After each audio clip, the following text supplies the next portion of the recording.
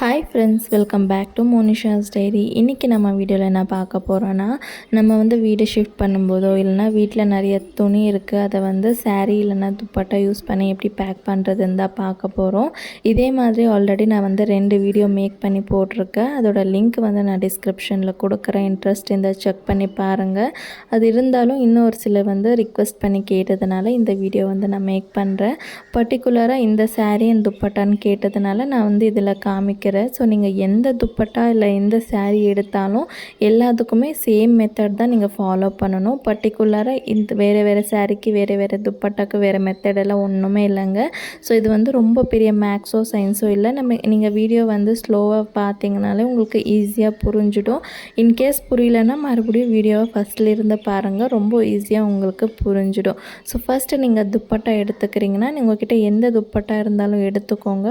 So எடுத்துகிட்டு ஒரு folding பண்ணிக்கோங்க, அவ்வளோதான்.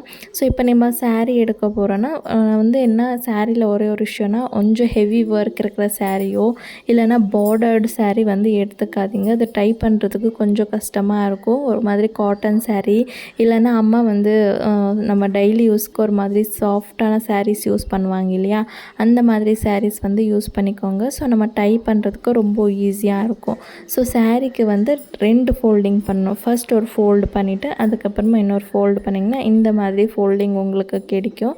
சாரீனா 2 ஃபோல்டு, துப்பட்டானா ஒரே ஒரு ஃபோல்டு. இதை மட்டும் ஞாபகம் வச்சுக்கோங்க. நான் ஃபஸ்ட்டு சாரியில் உங்களுக்கு எப்படி டைப் பண்ணுறதுன்னு காமிக்கிறேன். ஸோ சாரியில் யூஸ் பண்ணும்போது நம்ம நிறைய துணி போட்டு டை பண்ணலாம். இப்போ நான் ஃபோல்டு பண்ணல, அப்படியே சும்மா உங்களுக்கு ரேண்டமாக வச்சு காமிக்கிறேன். ஃபஸ்ட்டு ஒரு பெட்ஷீட் போட்டுட்டு இப்போ பாருங்கள் எவ்வளோ துணி போட்டிருக்கேன். ஜஸ்ட் அந்த பெட்ஷீட்டும் எதுக்கு போட்டுதுன்னா, ஸோ உங்களுக்கு துணி நிறைய இருக்கிற மாதிரி ஃபீல் பண்ணுறதுக்கு மட்டும்தான்.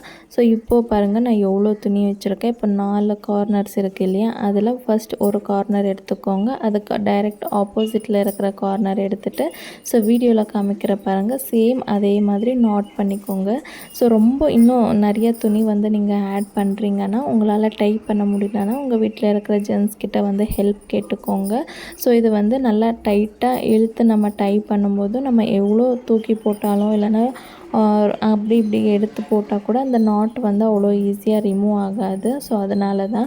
ஸோ இப்போ பாருங்கள் சேம் ரிமைனிங் இன்னும் 2 ஆப்போசிட் சைட்ஸ் இருந்துச்சு இல்லையா, அதை ரெண்டுமே எடுத்து என்னால் எவ்வளோ டைட்டாக டைப் பண்ண முடியுமோ அந்த அளவுக்கு டைட்டாக டைப் பண்ணிவிட்டேன். ஸோ பாருங்கள் இவ்வளோ துணியும் ஈஸியாக ஒரே சாரியில் நான் டைப் பண்ணிவிட்டேன்.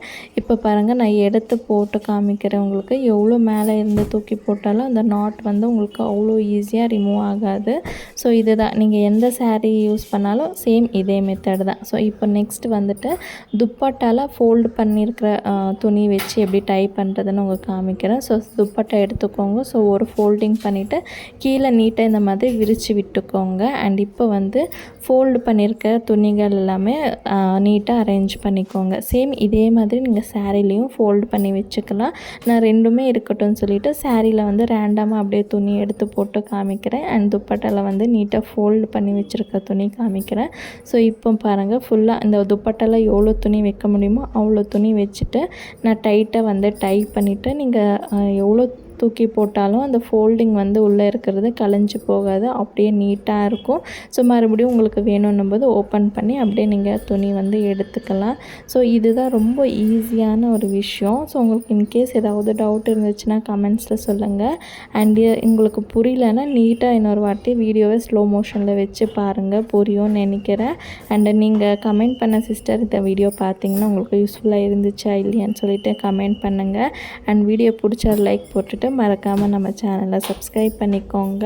அண்ட் இதே மாதிரி வேறு ஏதாவது டவுட்ஸ் இருக்குது இல்லை வேறு வீடியோ ஏதாவது மேக் பண்ணி போடணுன்னாலும் கமெண்ட் பண்ணுங்கள். நான் கண்டிப்பாக அதுக்கு ரிலேட்டடான வீடியோஸ் அப்லோட் பண்ணுறேன். இன்னொரு வீடியோவில் பார்க்குறேன் ஃப்ரெண்ட்ஸ். பாய்.